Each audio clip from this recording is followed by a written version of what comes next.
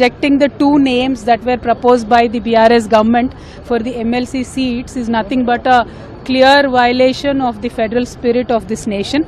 This nation is a federal nation. It works on federal traditions that were established long time back, and that kind of gives a bonhomie between state and central government.